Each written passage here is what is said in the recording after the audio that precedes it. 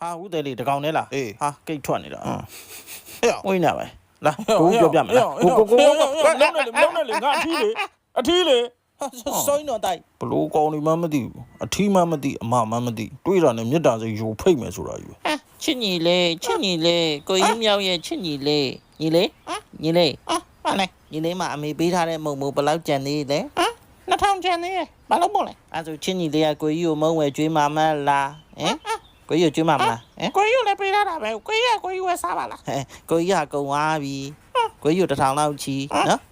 ကိုကြီးကိုချီနော်ပြန်ပေးမယ်နော်ကိုကြီးအမေမုံမိုးပေးရင်ပြန်ပေးမယ်နော်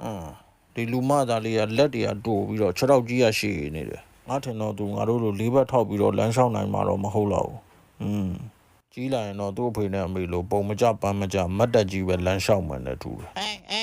ခဏလေးအမိုင်းယူကြည့်ရတာဘဲမရှိဘူးနဲ့တူတယ်လိုက်ခဲ့ပေးမယ်လေဘဲသွားဘဲနဲ့သွားတော့လူထင်ကြီးတာပေါ့နော်မိုင်းစပိန်လာဆိုင်ကလာနောက်နေနဲ့စုပ်ပြေရပြီတတ်မယ်နော်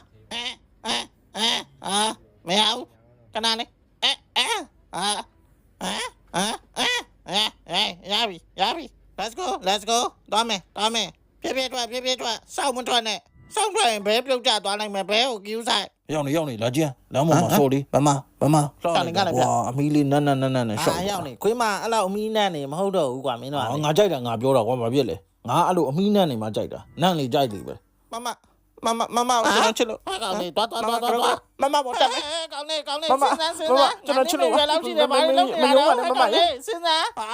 စိတ်ပလိုက်တော့မယ်ဘယ်လိုလဲလာလုံးနေတာတော့ငါတော့ပေါ်တက်ပြီးတော့ကျမ်းမြင်ကွင်းမှာကိုမွေးမှာကိုသားလောက်ရှိတဲ့ကောင်ကကဲအပင်လေးပါလေးပြန်တက်ကြည့်အောင်မတက်တာကြတော့တက်ကောတက်နိုင်အေးလားမသိဘူး